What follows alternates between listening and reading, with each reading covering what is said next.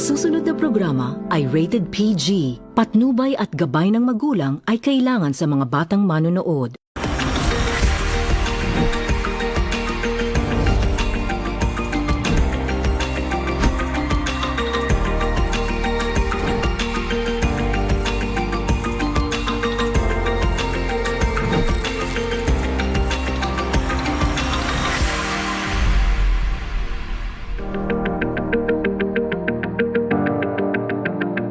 Good evening. You're watching the Chairman's Report, brought to you by IBC 13 and the Commission on Filipinos Overseas.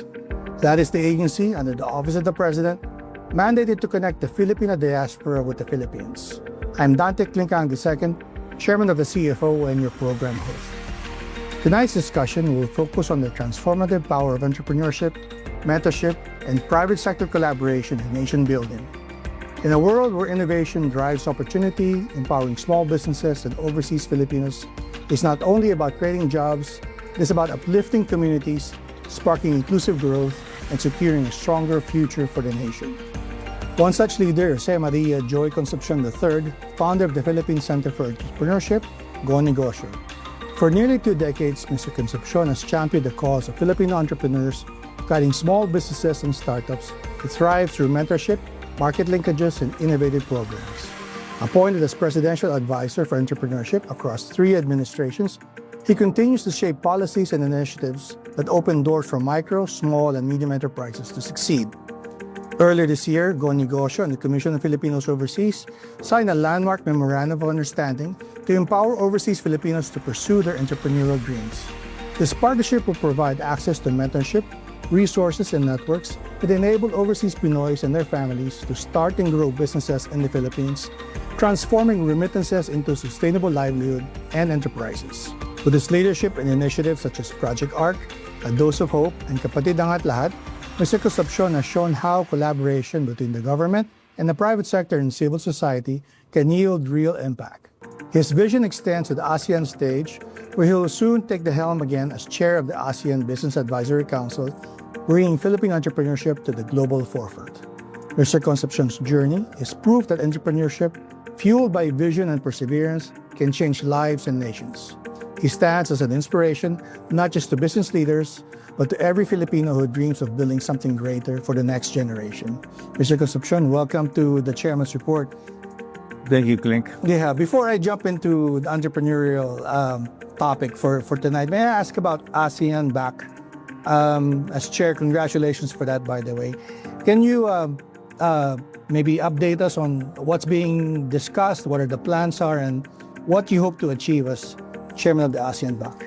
Or what does the Philippines hope to achieve? Well, currently right now, Malaysia is the chair. Right. And in a couple of weeks and months, they'll be turning it over to the Philippines. No? And the last time I was chair of the ASEAN BAC was during the President Duterte's time. Right. So it's ironic that, it's coming back to me again. Okay. Prematurely because of Myanmar. Yes, because they didn't want to. Yeah. That's another topic. Really run out of money or whatever. But nevertheless, I think it is timely because in 2026, that is when the real turnover will happen to the Philippine government and then the private sector. Preparing for an event like this takes a lot of time and effort. And I think it is timely and that we have to prepare this early because in 2026, until the term of President Marcos ends, this is the only main and biggest international event. APEC is 20 countries, plus countries, so you'll have to wait for such a long time. Right. So, and this is why we have to put on a good show to show that the Philippines is definitely qualified to really be one of the top growing countries in Asia. No? And great collaboration is being done right now with Malaysia because they turned over. And they came here for the turnover. They did come here. Yeah. In fact, what we did just recently we invited all the ambassadors, ASEAN ambassadors and dialogue partners to a meeting in Park Hyatt just a couple of days back. And the idea is to really align well with the ASEAN ambassadors to support the program. Another area that we are also preparing for is getting the people to understand the ASEAN hosting. To them, it's going to be traffic and all of that stuff. I mean, but we are going to start. 𝐂𝐡 has been around for 20 years. And so we are going to mount more activities and events with 𝐂𝐡 all over the country with an ASEAN flavor, basically. We are also preparing our legacy projects because as chair, you have to really come up with your legacy projects. And the idea this time is to really focus on poverty. Okay. So MSMEs, we know, are especially our micro and small, they are the ones that are struggling. And we have a program that will be launched at that time. So we're very confident that we don't want to just put a show. We want it to make the Filipino people realize that this is going to be a concerted effort coming from the private sector to see to it that we really have a more inclusive economy. Right. What's the big picture? Is it helping capacitate the SMEs so that they look at a broader ASEAN market, or is it something much more basic than that? Or and where are the pain points here in trying to really? Well, agriculture is a very challenging sector. That's a very big topic for you. That's right. Yeah. So we came out. We launched earlier on last year what we call the ASEAN Food Security Alliance. Right. So we are now, that is one of the legacy projects of the ASEAN Business Advisory Council, is to really harness all the, that's why the ambassadors are very key. Right. So to identify the big brothers who are in agriculture in respective countries, no, we have attempted to do it a year ago. They did come, but we didn't have the traction. I see. So they were able to visit many of the farms. There are potential joint ventures between local agri big brothers and the ASEAN big brothers. No? So, in fact, in one area is durian. No? So, one of the big entrepreneurs, his name is James Navarro, was able to strike a joint venture, and that's growing beyond durian. So, the idea is to really bring the 10 countries to collaborate. And the area that the Philippines would like to see is that agriculture becomes something that will really enable more micro farmers to be able to connect, no? So they'll have to connect with the big brothers here, the Filipino big brothers, and eventually the Filipino big brothers will connect with the big brothers of the different ASEAN countries. And this is where government is also helping us. So agriculture is key. Agribusiness is key to prosperity. And that's how I look at it. You know, for many decades now, people in ASEAN have been talking about regional economic integration, but without much progress over the past decades. But the recent development, of course, is coming from the United States, where President Trump has imposed these tariffs.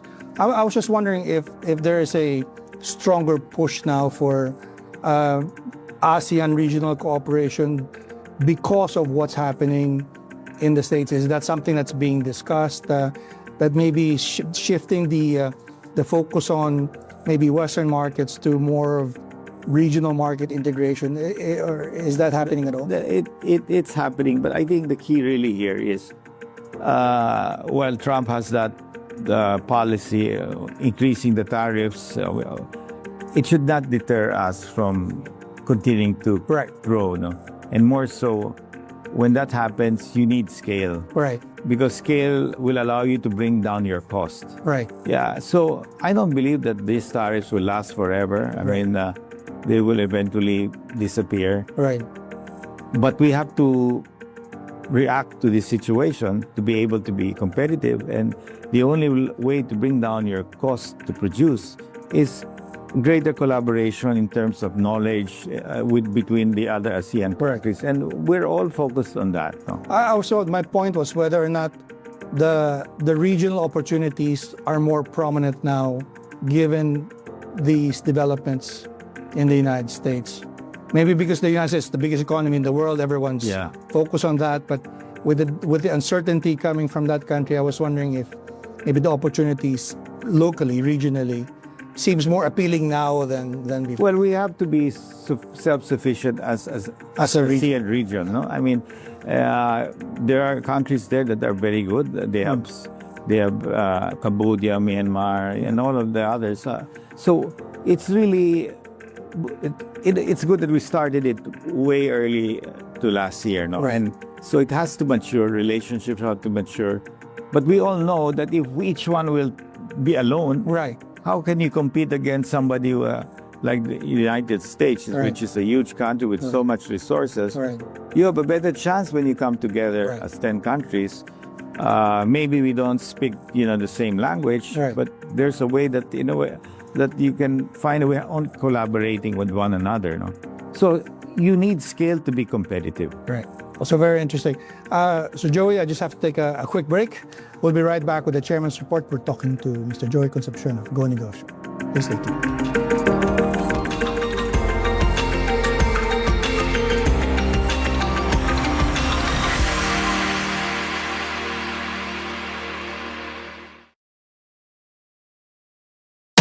Gisingin na at salubungin ang umagang puno ng kaalamang pangkalusugan. Hindi na kayo mag-worry dahil ang inyong concerns ay sagot na ng ating mga bisitang doktor at espesyalista. Matuto kasama nina Doc Cel Martinez at Jerome Sang sa Doc Pruba tuwing Sabado alas 8 ng umaga dito sa IBC 13.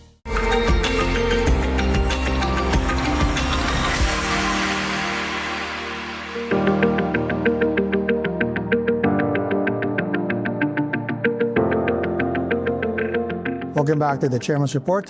We're talking to Mr. Joey Concepcion of 𝐂𝐡𝐚𝐢𝐫𝐭.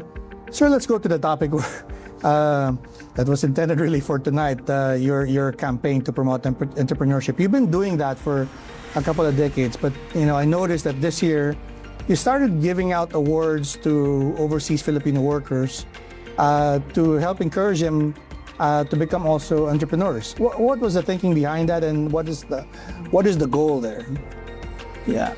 We started that because, if you look at our overseas workers, they leave their family, they don't see them for a year or even sometimes longer. Yes. So they're there helping their family, getting the kids to better schools, and it's a sacrifice for them. Sure. But ultimately, that's very challenging. We hope that they go home and eventually be able to feel a normal life, no? Mm-hmm. And that's why for the past years, we have been supporting our overseas workers. And we have awards for the overseas workers. We do that annually without fail. And we encourage many of them who come. That's why we normally do it close to Christmas when they go home. And we open up our mentors to teach them on what specific skills they have. And many of these overseas workers do have skills, no? Because they work there, and whatever country they're in, I'm sure they're trained pretty well by their employers, so that eventually they can come back home and be with their family. And that's what we want to see. I mean, it's challenging to work overseas and you don't see your kid's birthday, the birthday, and all of those things, that milestones you miss. So, and that's why we call them our heroes in the sense, because they work so hard, they remit money here, it helps the economy, it helps their family. But we have to find a solution for them, that eventually when they come home, they have to realize what skill they have and how to turn that skill into a business. And that's what we have been doing, identifying. Because if somebody wants to be an entrepreneur, you have to know what your skill is. Right. Are you good in carpentry? Are you good, Right. And from that, we teach them on how you can turn that into a business. The biggest advantage today is many of them are also well adept to social media, and that has really changed the landscape. Many of them can become influencers, content creators, and understanding social media. If they have a product that they've developed overseas, let's say they eventually created their own restaurant, then they can turn it back here and they can. So many of our entrepreneurs, would you believe, who have succeeded and are up there, were former overseas workers. Oh, I see. So quite a number. You mentioned poverty a while ago. Is that part of the design to maybe help these people, instead of seeking jobs, to start businesses on their own, to help them more financially independent? Is that part of the design? Well, 𝐂𝐡 really is there to help people find something to do, whether it's employment or becoming an entrepreneur. Okay. There's nothing wrong in being employed with Right. somebody else, Right. and then you learn from him, develop that skill, and then eventually Took your teeth elsewhere, as they say. then turn it into business later on. And that's quite common. Okay. But there are also others out there who don't get to finish school, no? Right. But they have common sense. So what we do is we try to see and identify what skill they have. I see. And from that skill, then they can turn it into a negosyo. Is the campaign meant only for reintegrating overseas Filipinos back to the Philippines, or is it also meant to maybe prevent intergenerational OFW, so that maybe Well, I think both? the way I see it, there will be opportunities for Filipinos to work overseas. I mean, and we cannot compete. You know, these countries have far greater resources, and they're at a different level. But what we would like to see is that every Filipino who leaves the country hopefully comes back and brings whatever knowledge he has, comes back and is able to start a business. I see. So yes, he may work overseas for a year or two, but eventually find his way home because his family would be here. And I see that a lot. And talking to them, you can see that they would really like to settle back and live here and help their kids, go to better schools and all of that. So, and they're the true heroes of our country. I mean, by sacrificing so much time to work overseas. Imagine, I can't see myself leaving my family for 1 year. That's very big challenging. sacrifice. Yeah. Super. So, but then again, what do they have? That's a big sacrifice that will take them to meet to greater success. And that's why when they come in December, many of them are awarded, those who have done excellent. And a lot of our mentors help them, no? And many of them have ideas that they want to turn into a negosyo, and that's what we provide. Now, of course, the OFWs fall under the Department of Migrant Workers, but the CFO looks after permanent and long-term migrants. Those with green cards or a permanent residence abroad, or maybe even Filipinos who are spouses of foreign nationals. Do you think they will also benefit from having this entrepreneurial mindset, knowing that they will be abroad permanently or long-term? Well, working for a company, we would like our employees to think like entrepreneurs. Right. So we call them entrepreneurs. Yeah. If you are on your own, we call them entrepreneurs. And an entrepreneurial mindset is very important. And if you look at all the top businessmen today, Ricky Razon and many others out there, they did it out of really from the bottom.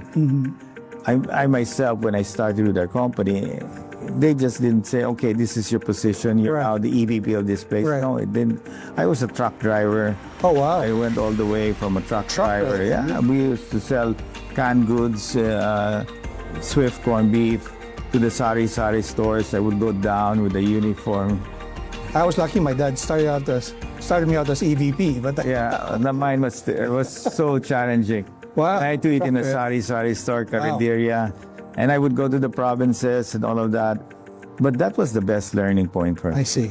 I mean, I was able to understand how these people, the salesmen, the people there, in the sari-sari stores, the carinderias. And I did that for maybe a year. Okay.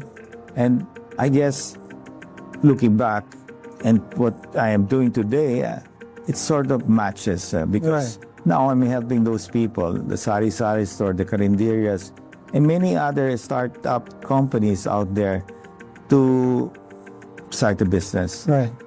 So people say, you're just doing it for politics. You're going to run one day, you're going to do it. I've been 20 years, I'm still doing the same thing. You could have done it a long time ago if you wanted to. To me, my passion is running a business, helping people start a business. And when I see people crying in our events, and many do cry when you're mentoring them. Because And you're telling me people line up they line up morning, at 1 a.m. in the morning just to get into the store? Wow. because they want to get in the front seat. Right, yeah. And that's all the time, all the time. So, of course, we give them a little snack when they come in. Sure. Yeah, because but that's to show you how desperate a lot of people are. Right. I mean, yes, some people will just gamble what they have. Right. It's easy and then win a jackpot, fine. Right, But that's not sustainable. Right. Here, you want to bet on your future. You really have to struggle to fight for that position. Right. And the inspiration that brings about, when they attend the events, they hear good stories. We have brought in a lot of OFWs and they share their stories. And many of them are really heartwarming stories of how they struggled and now they have their own business. So we created books. We now shifted from books to really social media. We share that all on how many entrepreneurs, people who became entrepreneurs and did very well. Wow. And what they see there in an event like this is what is the attitude you should possess to be a successful entrepreneur. That's a positive mindset, because if you always say that this country is getting nowhere, the president is lousy and this and that, that's not going to help you. Don't do anything about it. Yeah, so I mean, you can talk all you want. Yeah. The problem is yourself, So Change yourself first. So that is what we're trying to do, the right mindset, and from that mindset, because if you have the wrong mindset, forget it, you're not going to make it. Right. You travel all over the world for business and for leisure.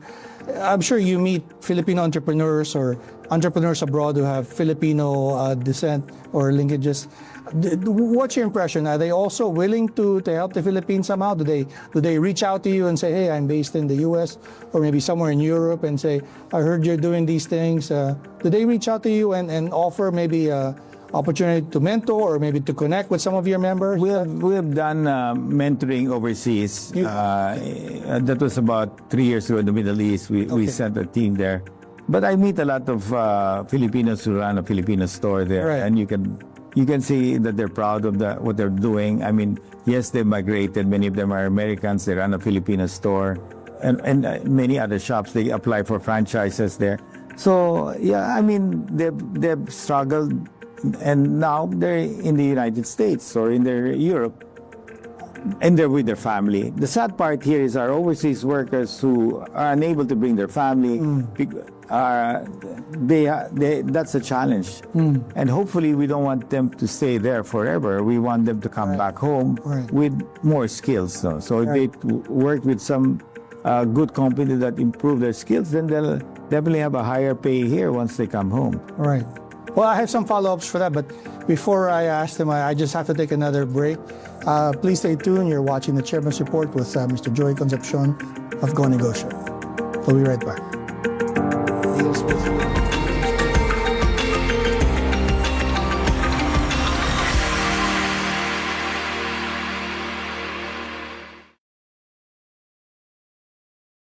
Travel goals? Hindi papahuli dyan si Diego.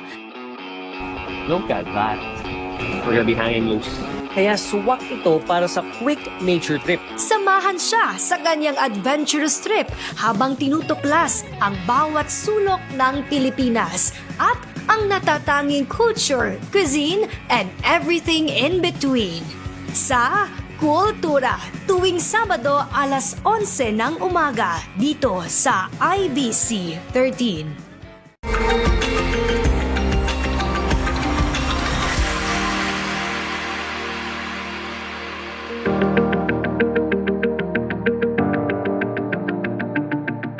Welcome back to the Chairman's Report. I'm 𝐂𝐡𝐚𝐢𝐫𝐦𝐚. We're talking to Mr. Joy Concepcion of 𝐂𝐡 Negosyo. So I wanted to ask you about these programs. Well, you're talking about OFW families being separated, how it's such a big sacrifice. The Commission of Filipinos Overseas looks after the Philippine schools overseas with the Department of Education. There are 34 schools all over the world, mostly in the Middle East. And learners in these schools, of course, study the Philippine curriculum. And I think the significant thing about them that I didn't know before I was appointed to CFO, that this may be part of the solution to the high social costs borne by OFWs, borne by that separation that you were talking about. But for some of them, because of the policies in their host country, Saudization, for instance, some of them are finding it more difficult or more expensive to keep their families intact. Does 𝐂𝐡 Negosyo do something for young children to maybe educate them about entrepreneurship, and maybe that way we can help them, grow up with an entrepreneurial mindset also that maybe can contribute to their family staying together? Well, we have programs like here now, Teenpreneur, Youthpreneur. We run those programs. These mentorship These are programs? basically mentorship focused on the kids, whether their parents are working overseas but they're in school. So we've launched also the Youthpreneur, which is one of the most successful programs. We send mentors to the schools, and even at that young age, they're already meeting top successful entrepreneurs. And that's being rolled out. It's one of the most successful programs that we have been doing.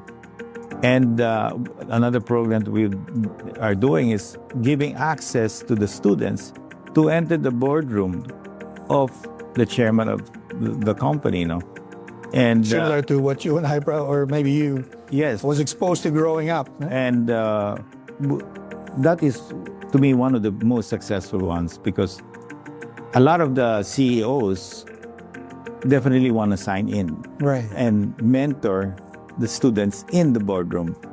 And what are the chances of a student entering a boardroom? That's rare. And meeting the And successful the CEO, and they have a discussion sometimes that reaches about an hour. Wow. And CEOs are very generous with their time. that's right. Yeah. But the impact, and then this is all shown in social media. Wow. So now that it's all over social media, and you have really very senior people out there, Yes. sharing their knowledge, giving them inspiration, and that's what we want to see. We want this young generation to have a vision of themselves. Aim for the highest. Aim that you want to be the president of a company, and there's nothing wrong if you don't dream big. Even if it falls short, you're still somewhere close to that. Right. So we Aim want high, miss high. Yeah. Right. We want them to dream big, and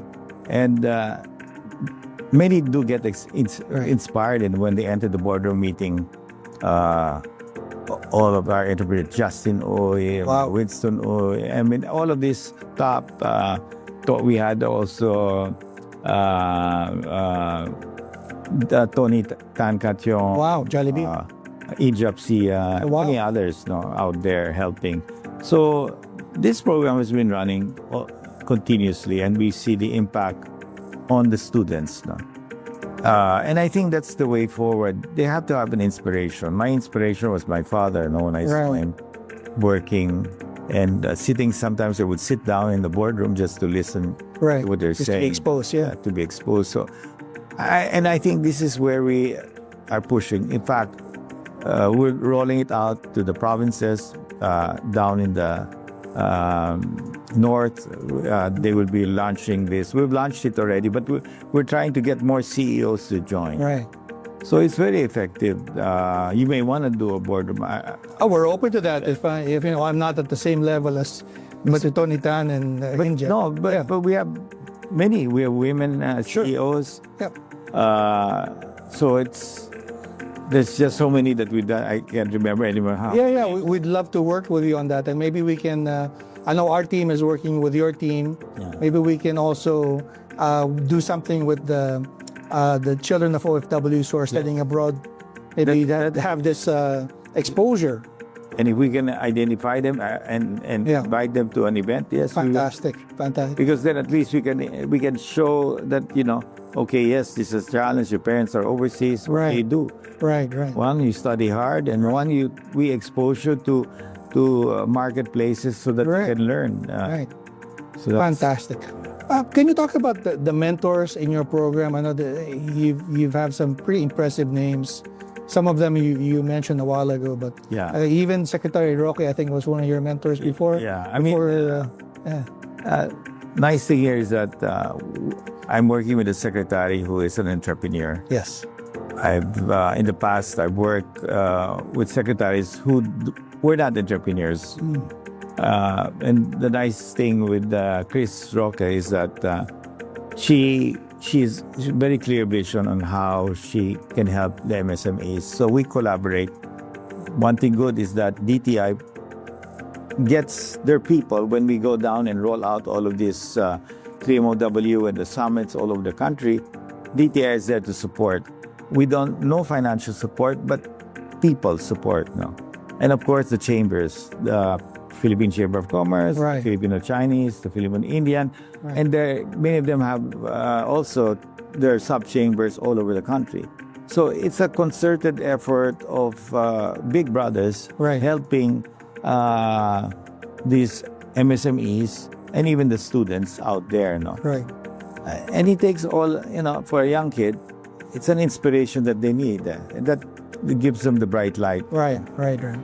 I myself, been doing many things, selling fire extinguishers, riding a truck with I didn't realize you drove trucks. Yeah. That's amazing. Well, that was the worst thing. Well, I was my dad's driver for a while, even though I had an EVP title. So on the weekends, I was his driver. Right. Yeah, I would.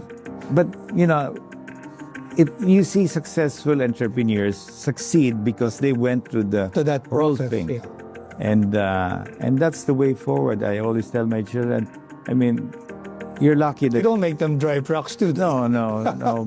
But your children are also entrepreneurs. yeah, they are entrepreneurs. They start their own business. Some of them don't really want to work for the company, maybe except one. But the rest want to start their own business, which is okay. I want them to Thrive. be independent. Yeah. And then at least you can say that's why I never really worked for RFM in the start. I was an entrepreneur. I wanted to prove that I can do well. Right. Before joining it, because what are my credentials joining RFM, and what was my resume is zero. You know what I mean, Other than being the COO, yeah, child of the owner. and then not graduating from college, failing in college, being kicked out. Yes, that would be terrible. Yeah. But then again, even if I didn't finish school, I'm not saying kids don't go. Don't do that. Yeah. Don't do that. But I just felt that I wanted out because I had an idea that I wanted to do. Well, you're in good company with Mark Zuckerberg and the like. So, how was Negosyo evolve over the years? And I think for those people who are not familiar with the system, how do they participate? Do they pay as a member, or do they simply show up? They just show up. I see. They show up, and it's all over the papers. Thanks to Manila Times for supporting us. And I guess, I myself am amazed. I don't know if I would go to a mall and be there at 1 a.m. in the morning and wait. To make sure you have a front And row seat. Yeah. they sleep in the floor. Wow. Just to be able to get. So we have to, but we feed them. Right. We have to feed them because it's hard to see that, but you can see that they have the passion. Yeah.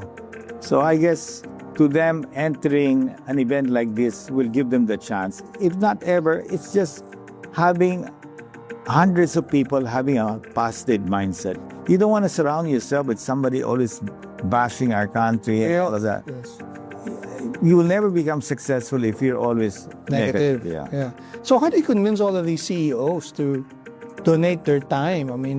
No, they love it. They love it because the first experience that they see and participate, it's just goes like that. It's just magic. Right. I myself thought of the idea, and when I tried it, wow, this is something big. So, yeah, it's you're helping young kids and giving them hope that they can eventually be the president of the company, Right. So you're aiming high. You want to be the CEO. Maybe you will not reach that level, but you'll reach somewhere there. President. Yeah. So it gives them that inspiration. Right. And we're teaching them that everyone has to have a positive mindset. Right. Well, besides having a positive mindset, is there something else that you yourself tell aspiring entrepreneurs what to do or how to prepare themselves for entrepreneurship? Is there like common lessons?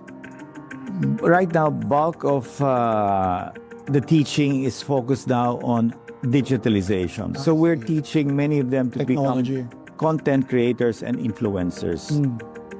Today, to get an influencer for a product of ours, it's expensive. And content creators, but that's what it is now and what will be in the future.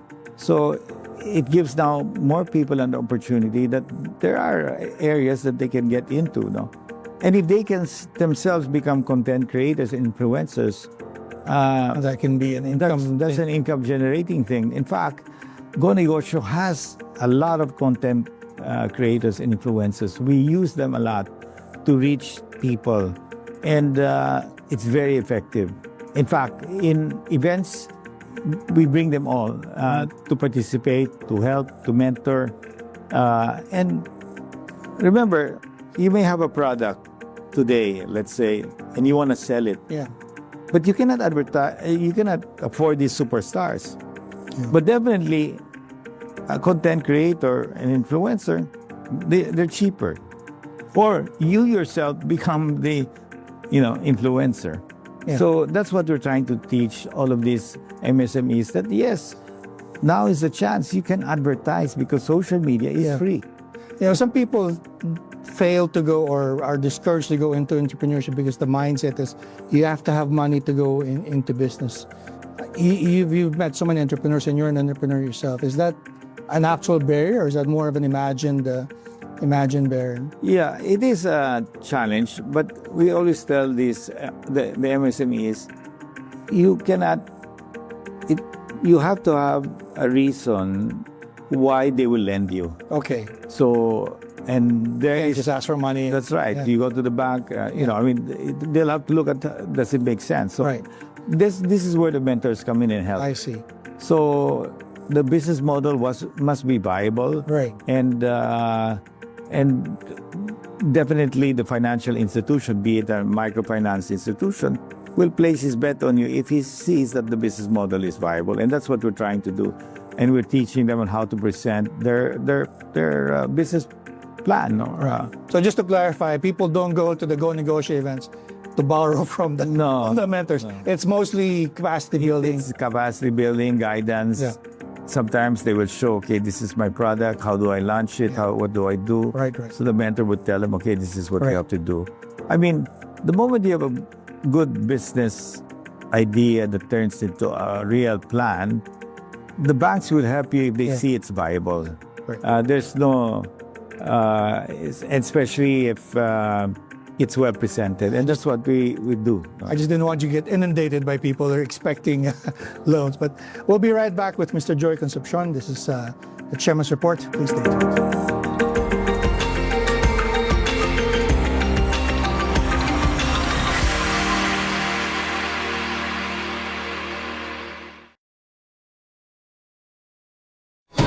Kasama si Greg Gregorio. Sama-sama nating alamin at tuklasin ang mga tungkuling ginagampanan ng bawat miyembro ng gabinete at ni Pangulong Ferdinand Marcos Jr. para sa pagbabago at kaunlaran ng ating bansa. Sa Cabinet at Work, tuwing Lunes, 1:30 ng hapon, dito sa IBC 13.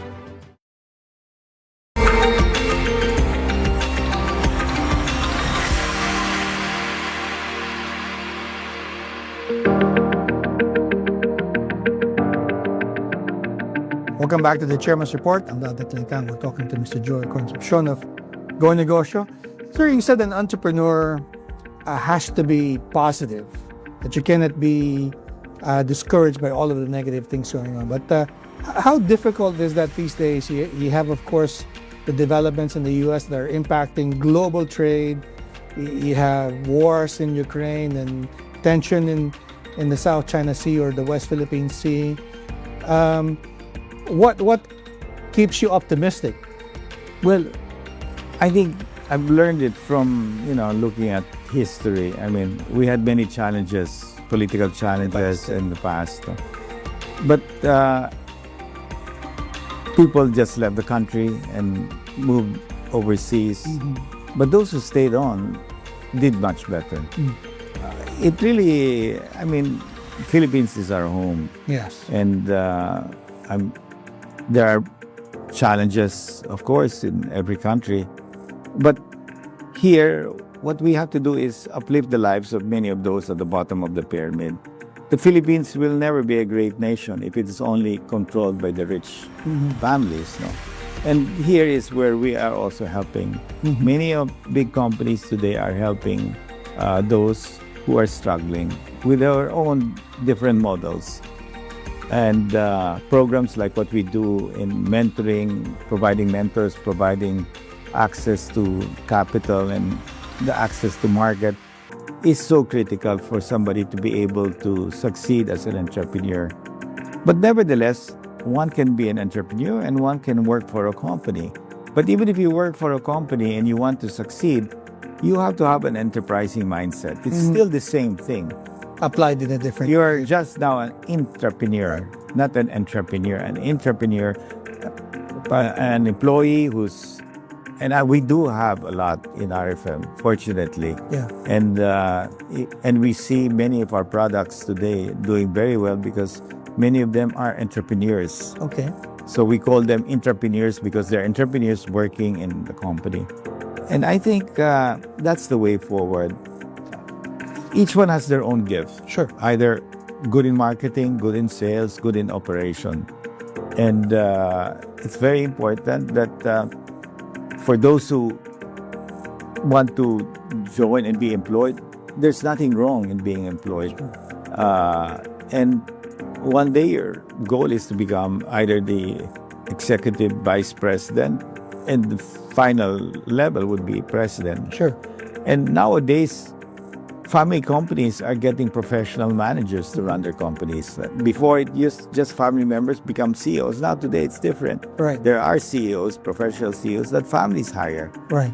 And so there's so much opportunity out there, for those who are struggling. And 𝐂𝐻𝐻𝐿 has not stopped in all our efforts. Every week there is a big event that's happening.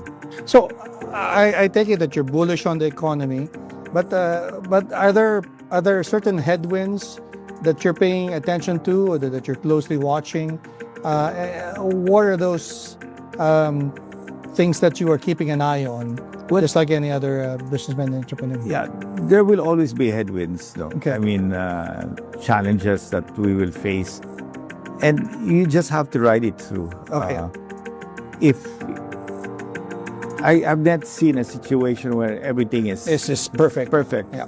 And the more challenges that you face, the better you become. Okay. You become resilient. When something bad happens, you know what to do. Okay. And I see a lot of companies doing that. Okay. Yes, sometimes you overinvest, you build too much capacity, you run into financial issues. But then again, you learn from that and you try to get out of it. So Right. resiliency is very important as an entrepreneur. As an entrepreneur, you can lose everything Yeah. because you're putting a bet. But you're the driver of the car. Yeah. And you have to bring people in that can help you. So the way I look at the Philippines under the administration of President Marcos, he has put up the advisory council who is composed of different private sector top CEOs who are trying to help navigate, and really create a structure where the Philippine economy can be more inclusive. And access to capital is very important. Okay. Access to credit. Okay. Because that will spur more people in starting a business, sustaining their business to grow. So there is no other way around this. Yes, it's not going to be a smooth ride. Sure.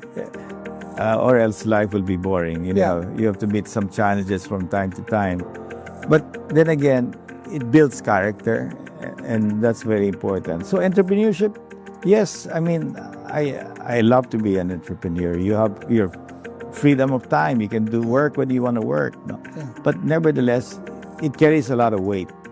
In the end, you're creating jobs for people by starting a business. And that's why we want to see more Filipinos become entrepreneurs, successful entrepreneurs. You mentioned access to capital. That's something that's been talked about for many, many decades now. What can be done by this administration and maybe policymakers to realize that? Because even now there are some pain points to implementing that. Access to capital will always be a challenge. One has to be viable. A bank will not lend you money if you're not viable. Right. Even a microfinance institution will always have to check on your capability of repaying, or else if they just keep giving money, they too will go bankrupt. Suffer, yeah. So, and this is why the private sector, Negosyo is just one of the many out there who are helping MSMEs. And I believe it's about time that we help those at the bottom of the pyramid. Giving them money that won't last. Teaching them on how to make teaching them on how to make money is the answer. And that's what we're doing relentlessly. And so we have Negosyo has been around for 20 years. We wouldn't last if we didn't have the support of the private sector. And people think that, I'm doing this just because I want to run for office. It's been 20 plus years. I'm still doing the same thing. You haven't changed your mind? To me, I love helping people this way because that's my talent. As a politician, very difficult. That's not my talent. Hands will be tied. So I enjoy seeing people, when we just had one big event in Mega Mall the other day, and I was surrounded by 5 mentees, and you can see when they talk, it's just, they're happy to just sit down with me. Sure. And listen that there is light at the end of the tunnel. Well, how do you divide your time? Because you have RFM Corporation, which you run. You have the Negosyo that's been going on for 20 years now, and it seems like you have more events now, or you're having more events now, or you're at least sustaining it. Then you also have the chairmanship of the ASEAN, of ASEAN BAC.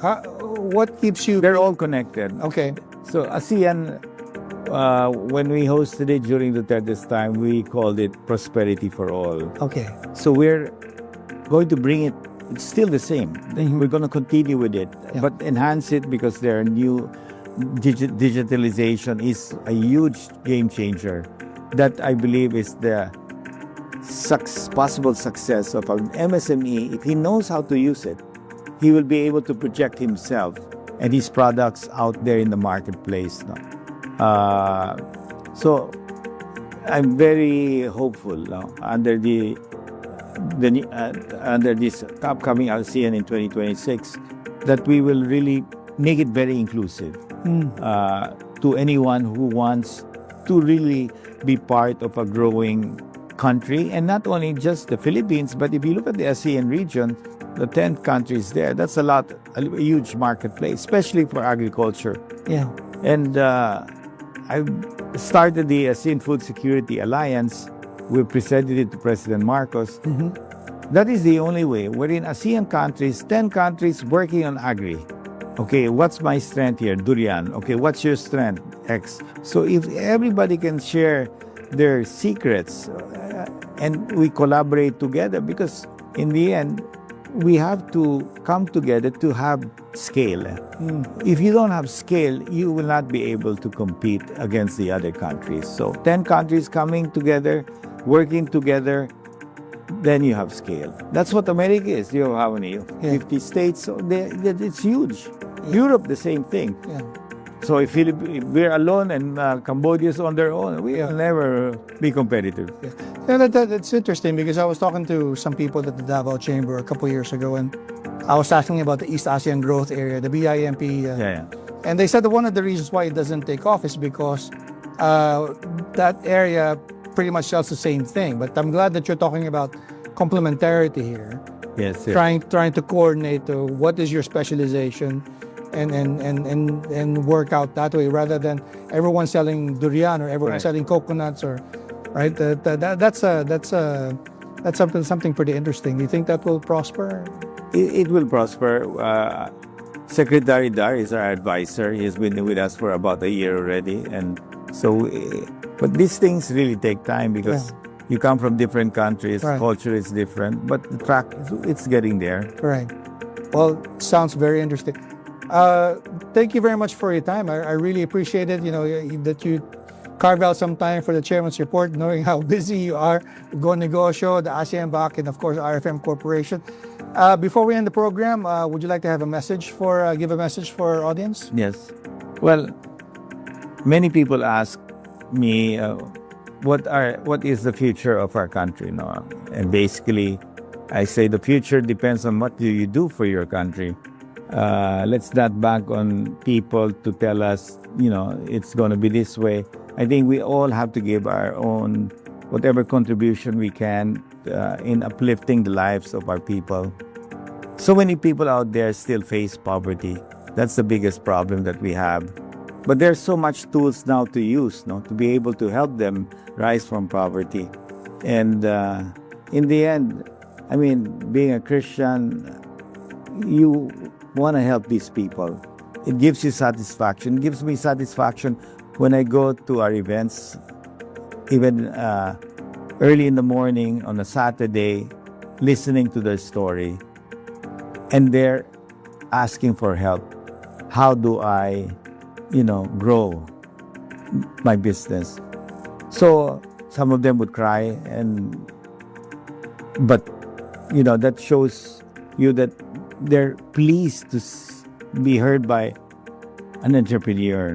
So I guess that's what drives many of the mentors to attend, because they can connect with the mentees. Once upon a time, we were just like them. We were also growing, struggling, facing, balancing your cash flow. It's always a challenge. But then when you reach success, then you want to pay back. And that's what I call the circle of success. You do well, you help other people, that person will do well, he will help. So if that circle continues, then we will have a better Philippines. And I believe this country will continue to grow. Even under the administration of President Marcos, his last few years, let's be mindful that we have to make this administration succeed. For those there who are trying to bash this administration, that's not going to work, because you're just going to put your own country down. And there's so much opportunities. And let's not think only of ourselves. Let's think about all the others out there who are trying to earn a living just to be able to have their family a comfortable home, to be able to send their kids to school. And that's very basic. So let's be an optimist. I always tell my friends, stop bashing. You have better things to do than always speak negative. Speak positive. Then we need a positive mindset to succeed. Imagine a CEO of RFM. If I were to think all the time negative, we won't be where we are today. So I always believe in positive thinking. Well, thank you very much. So there you have it. Think positive, right? And start from there. Thanks, Link. Thank you very much for your time. And this has been the Chairman's Report. I'm 𝐸𝐿𝐴𝐶. I will see you next week. Thanks very much. Thank you. Just keep seated for a while they roll the credits, but appreciate the time. No,